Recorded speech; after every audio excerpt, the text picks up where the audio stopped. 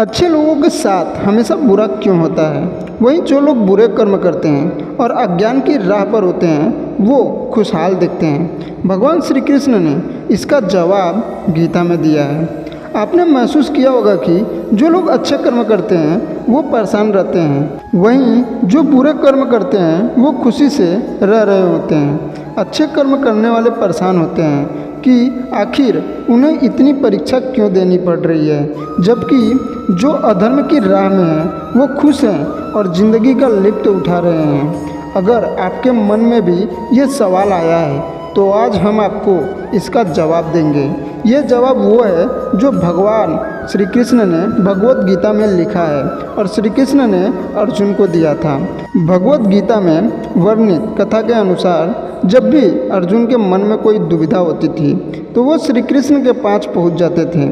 एक बार की बात है, अर्जुन भगवान श्री कृष्ण के समीप आकर कहा कि वो दुविधा में है और इसका जवाब वो श्री कृष्ण से चाहते हैं। श्री कृष्ण ने पूछा कि क्या सवाल है?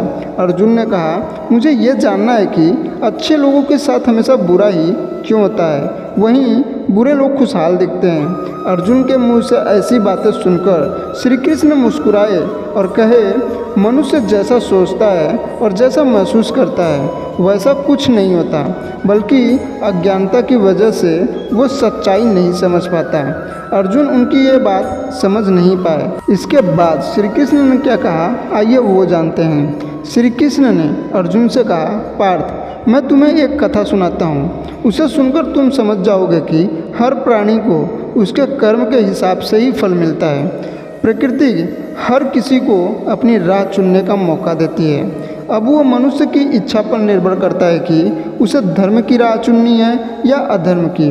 कथा शुरू करते हुए श्री कृष्ण ने कहा, एक नगर में दो पुरुष रहा करते थे। एक पुरुष व्यापारी था जिसके जीवन में धर्म की बहुत महत्ता थी। वो पूजा पाठ में यकीन रखता था।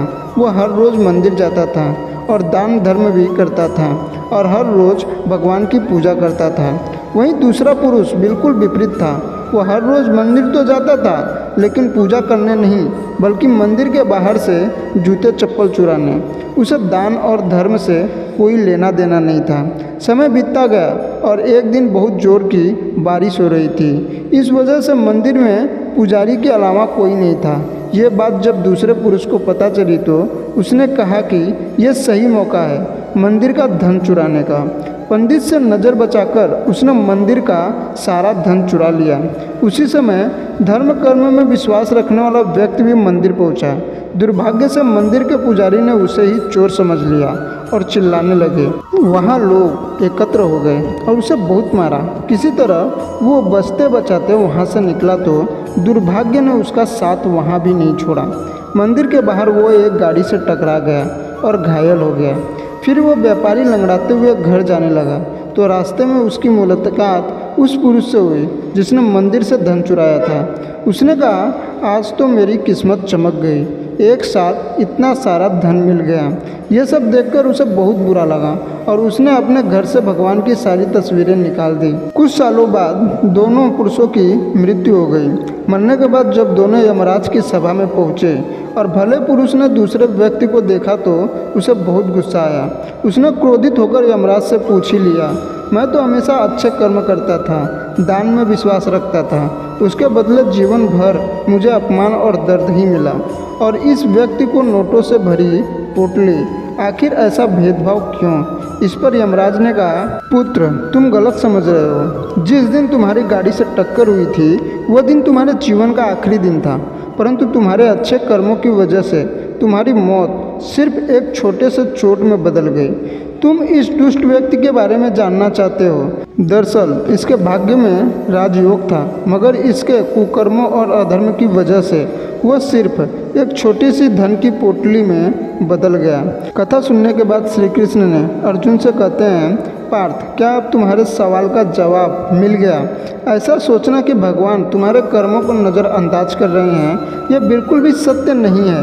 भगवान हमें कब किस रूप में दे रहा है, क्या दे रहा है, मनुष्य को समझ में नहीं आता, मगर आप अच्छे कर्म करते रहें तो भगवान की कृपा हमेशा बनी रहती है। इसीलिए अपने अच्छे कर्मों को बदलना नहीं चाहिए, क्योंकि उसका फल हमें इसी जीवन से में मिलता है। इसीलिए मनुष्य का फर्ज है कि वो हमेशा अच्छे कर्म करते रहे, क्योंकि श्री कृष्ण ने गीता में भी बताया है कि किसी के द्वारा दिया गया कर्म बेकार नहीं जाता, चाहे वो अच्छा हो या बुरा।